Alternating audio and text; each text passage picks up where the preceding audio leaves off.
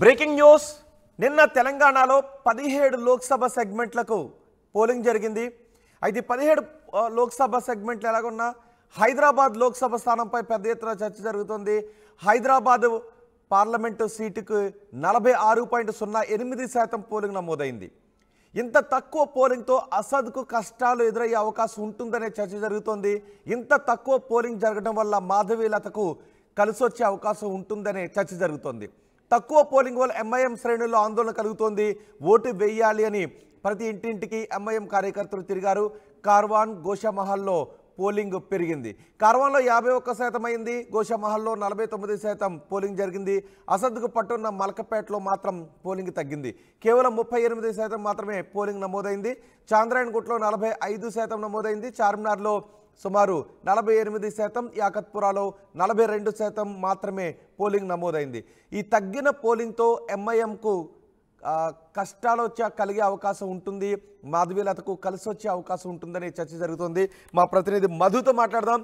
మధు, హైదరాబాద్ లోక్సభ నియోజకవర్గంపై పెద్ద ఎత్తున చర్చ జరుగుతుంది. పోలింగ్ తగ్గడం బీజేపీ అభ్యర్థికి మాధవీలతకు కలిసి వచ్చే అవకాశం ఉంటుందనే చర్చ జరుగుతుంది. ఏంటి, ఎవరి లెక్కలు ఎలా ఉన్నాయి, ఎవరి అంచనాలు ఎలా ఉన్నాయి? ఖచ్చితంగా హైదరాబాద్ సీటు పార్లమెంట్ నియోజకవర్గానికి సంబంధించి చాలా దేశవ్యాప్త చర్చ జరుగుతా ఉన్నటువంటి నేపథ్యం. మాధవీలత ఎప్పుడైతే ఫ్రేమ్ లోకి వచ్చారో అప్పటి నుండి హోరాహోరీ పరుగు నడుస్తుంది. మిగతా పార్టీలన్నీ సైడ్ అయిపోయాయి. ఎంఐఎం వర్సెస్ పోటీ బీజేపీగా మారిపోయింది అనేటువంటిది పొలిటికల్ సర్కిల్లో విపరీతంగా జరిగిన చర్చకు నిన్న అదే విధంగా రెస్పాన్స్ నడిచింది.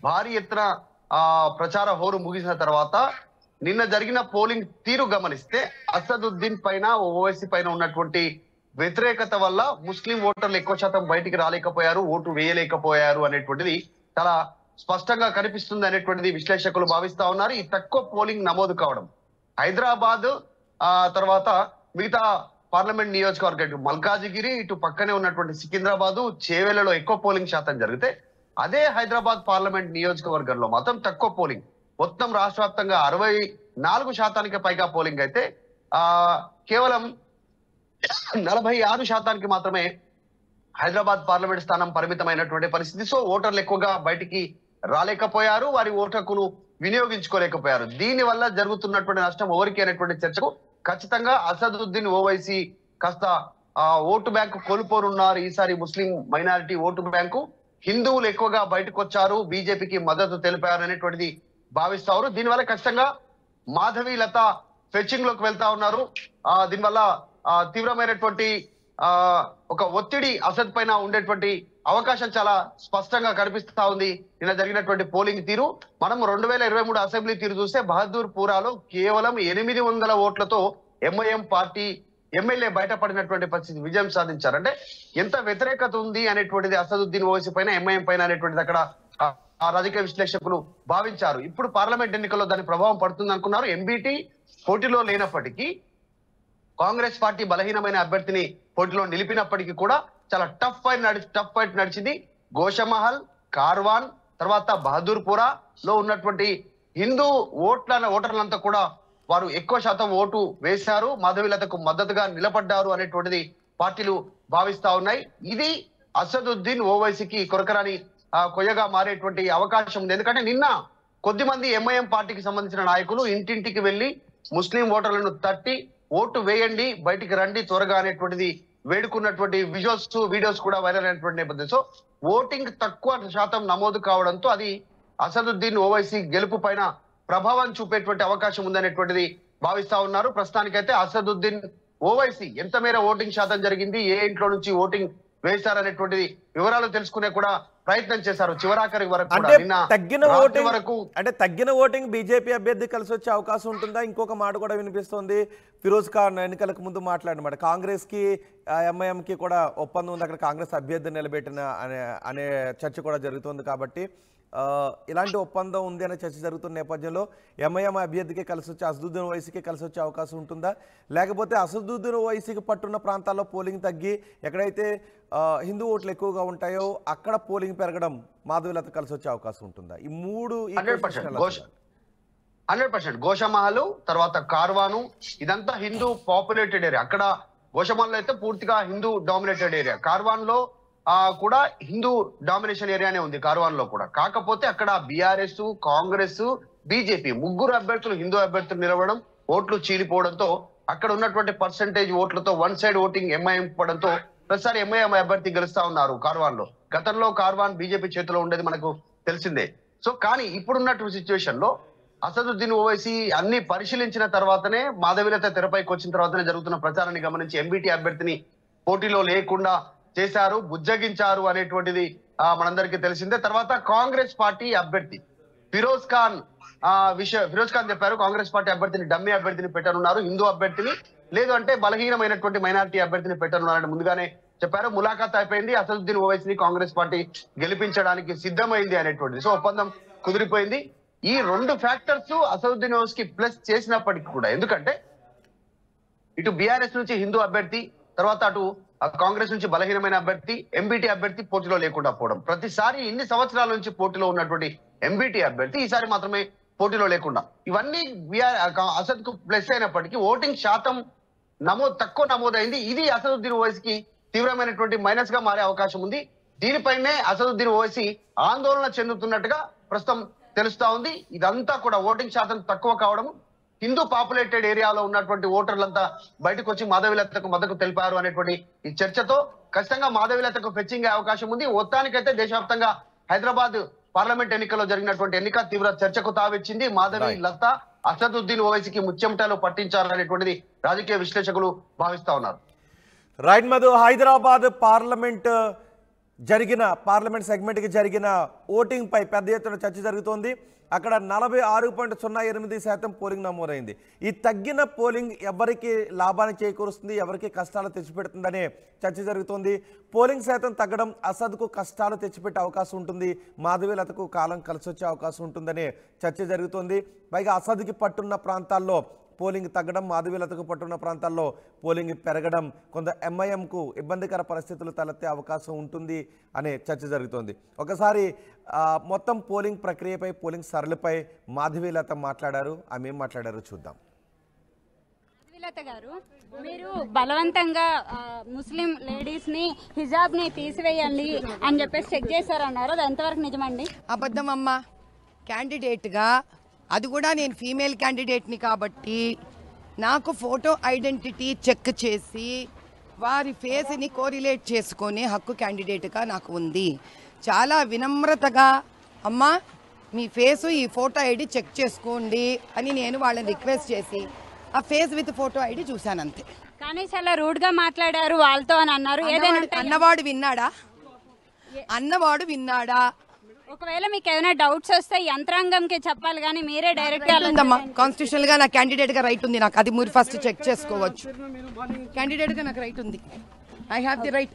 యంత్రాంగం చెక్ చేసుకుంటుంటే నాకెందుకమ్మా బాధ? ఇప్పుడు ఏవిఎంలు జరిపేసినారు, 1 2 3 4 5 6 7 సీక్వెన్స్ ఉండాలి, దాని రైట్ హ్యాండ్ సైడ్ పెరుగుతూ ఉండాలి నంబరు. 2 బూతులలో ఈవీఎంలు మార్చేశారు. ఎవడమ్మా చెప్పాల్సింది? నీకు రైట్ ఉండదు లోపల వెళ్ళి చూడడానికి, బయట ఉన్న యంత్రాంగానికి రైట్ ఉండదు. క్యాండిడేట్గా నాకు మాత్రమే ఉంటుంది ప్రిసైడింగ్ ఆఫీసర్ని తీసుకెళ్లి చూడడానికి. మరి 2 బూతులలో మోసం చేస్తున్నారు, అక్కడ ఏం చేయాలి నేను? అంటే ఇది మోసంకి ఏంది అండి? అంటే ఎంఐఎం పార్టీ వల్లనే ఉంటదంటారా? నేను అనని మాటలు నువ్వు మాట్లాడుతున్నావు. పార్టీకి ఏం సంబంధం ఇందులో? ఎవరైతే ఎలక్షన్ ఇక్కడ కండక్ట్ చేస్తున్నారో జిహెచ్ఎంసీ స్టాఫ్ చేస్తున్న పని ఇది. అంటే యంత్రాంగం ఫెయిల్యూర్ అని అనుకోవచ్చు, కాంప్రమైజ్ అయ్యారని చెప్పుకోవచ్చు.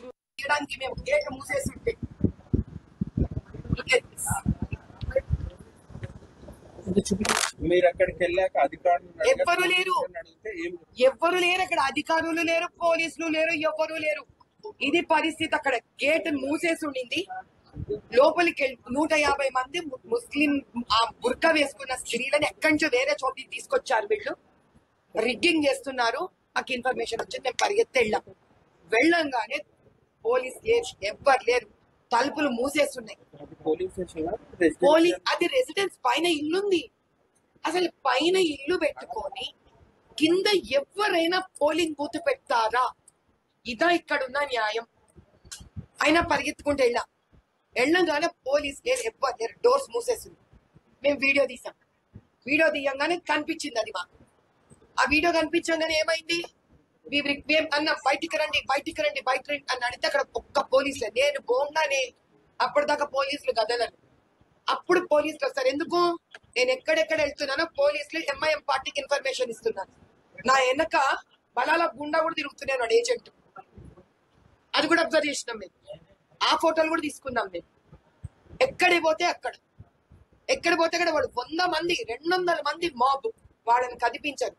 పాపం నా సెక్యూరిటీ కోసం బీజేపీ కార్యకర్తలు ఒక 6-7 మంది ఉంటే, అరే దేఖ్లేంగే రే తుమ్కో, తెరపై కేసు కరింగే రే, ఇట్లా మాట్లాడతారా మంచి మర్యాద లేకుండా మా కార్యకర్తల మీద? ఎవరు చెప్పినారు? పోలీసు వాళ్ళే చెప్పినారు. ఇదో ఇందులో ఉండే మనిషే సిఐ, ఇక్కడ సంతోష్ కాలనీ సిఐ. ఏంటది అసలు? అక్కడ నిలబడితే అందరు వెళ్ళిపోవాలంట. ఇది డెమోక్రసీనా? దీని డెమోక్రసీ అంటారా? అసలు దీని హిట్లర్ అంటాడు కదా, ఇది హిట్లర్ రాజ్యం అంటే. మార్నింగ్ మాకు అజంపుర ఓల్డ్ మలక్పేట్ లో 119-120 जिंदा लोगों को मार डाले, डेड 13 ईयर अक्षर తీసిండ్రు. బతుకున్నాడు ఆయన. मैडम आपसे एक गुजारिश है, क्योंकि मुझे आपकी నిలబడ్డా నేను, డోర్ ఓపెన్ చేయట్లేదు. ఆయన అసిస్టెంట్ రిటర్నింగ్ ఆఫీసర్ వచ్చాడు. తలుపు ఎన్నిసార్లు పిలిచాడు, ఒక 30 minutes తలుపు తీయలేదు. లేడీ లోపల, మగవాళ్ళు తిరుగుతూనే ఉన్నారు. ఆ పైన ఇల్లు ఉంది. What is this?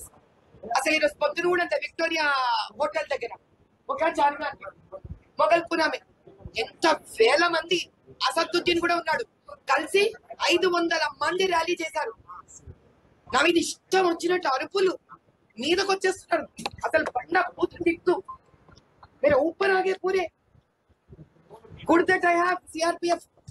వెంటనే తీసుకొచ్చి నన్ను కార్లో కూర్చోబెట్టేశారు. That whole video is running. ఆజ్ యాపే మన గోల్డెన్ జూబ్లీ స్కూల్లో చిన్న మైనర్ ని పట్టుకున్నారు, కానీ ఎఫ్ఐఆర్ లో మైనర్ అని రాయలేదు. ప్రిసైడింగ్ ఆఫీసర్ దాని కంప్లైంట్ లాడ్జ్ చేస్తే కాపీ ఇవ్వమంటున్నారు. ఎఫ్ఐఆర్ ఈరోజు ఫైల్ చేయాలంటే, ఎందుకంటే వీళ్ళకి హాలిడే అంట. ఇక్కడ రేపు ఫైల్ చేస్తారంట ఎఫ్ఐఆర్. డబ్బులు తీసుకుంటే ఒక చోట దొరికిపోయినారు వీళ్ళు మాకు. కెమెరా వైర్ డిస్కనెక్ట్ చేసేస్తే ఒక చోట దొరికిపోయినారు మాకు. ఏంటి అసలు ఇది? జారే అందర్ ఓట్ దాల్కర్ ఓటేసి షర్ట్స్ బయటకు వచ్చి ఓపెన్ చేస్తారు. ఆ వీడియో కూడా చూపించండి. బయటకు వచ్చి షర్ట్ ఓపెన్ చేసేసి వేరే డ్రెస్. ఇంకా అంతం లేదా ఈ దుర్మార్గ సామ్రాజ్యానికి, రాక్షస రాజ్యానికి? ఇంకా అంతం ఏముండదా దీనికి? ఇది డెమోక్రసీ, అది 21st century అంటారా దీన్ని? వాళ్ళు ఎంత గుండాగర్దీలన్నా చేయొచ్చా? పోలీస్ ఆఫీసర్ ని నేను చార్మినార్ లో ఏంటయా, వాళ్ళు లేడీ పోలీస్ ఆఫీసర్ కి చెప్పండి ప్లీజ్, మాస్క్ తీయమని చెప్పండి, వాళ్ళని చెక్ చేయమని. We don't have instructions. Police officer tells we don't have instructions. కాబట్టి నేను చెప్పలేను లేడీ పోలీస్ ఆఫీసర్ కి, నేను చెప్పను. అదేం అన్యాయం అండి. మరి ఎవరు చెక్ చేయాలండి అంటే, ప్రిసైడింగ్ ఆఫీసర్ కి కనుక మా హెల్ప్ కావాలనిపిస్తేనే చేస్తారంట. లేకపోతే వాళ్ళు రిగ్గింగులు కొట్టుకున్నా, ఫేస్ మాస్క్ తీయకున్నా, ఏం చేస్తున్నా అంటే నిలబడుకోని ఉంటారంట వాళ్ళు. ఏంటది? ఎవడున్నాడు హిట్లర్ ఇక్కడ? ఇది టైరానీ అంటారు దీన్ని. ఇది డెమోక్రసీ కాదు. ఇది we need justice on this. ప్రతి దాంట్లో, ప్రతి బూత్ లో నుంచి 150 to 200 హిందూ ఓట్స్ ని డెలిబరేట్ గా డిలీట్ చేశారు. ఈ రోజు కూడా జిహెచ్ఎంసీ ఎలక్షన్స్ లో వాళ్ళు ఓటేశారు, ఎమ్మెల్యే ఎలక్షన్స్ లో ఓటేశారు. వీళ్ళు పనిగా తీశారు, డిలీటెడ్. మా దగ్గర కూడా ఉన్నాయి. We're going to take each and every house. ఇప్పుడు చేస్తాను నేను పాదయాత్ర. ఇన్నాళ్ళు చేసింది పాదయాత్ర కాదు. ఎన్ని ఓట్స్ డిలీట్ అయినాయో నేను ఇంటింటికి పాదయాత్ర చేస్తా. డిలీట్ అయిన ప్రతి ఇంటి ఫోటోగ్రాఫ్ తీసుకుంటా, ఎలక్ట్రికల్ బిల్ సబ్మిట్ చేస్తా. I'm going to show what is happening here. ఎంత దరిద్రంగా, దారుణంగా కాంగ్రెస్ అండ్ జిహెచ్ఎంసీ వీళ్ళు కాంగ్రెస్ కింద ఏఎంఐఎంతో కలిసి మాకు అన్యాయం చేశారో, ఇక్కడ మా ప్రజలకు అన్యాయం చేశారో, హిందువులకి, ముస్లింస్ కి, అందరికి అన్యాయం చేశారు వీళ్ళు. ఎందుకంటే వీళ్ళు ఇక్కడ వాళ్ళ రక్తం మీద బతికి బిల్డింగ్లు కట్టుకుంటే హైదరాబాద్ కాన్స్టిట్యుయెన్సీ బాగుపడకూడదు. ఇది వీళ్ళ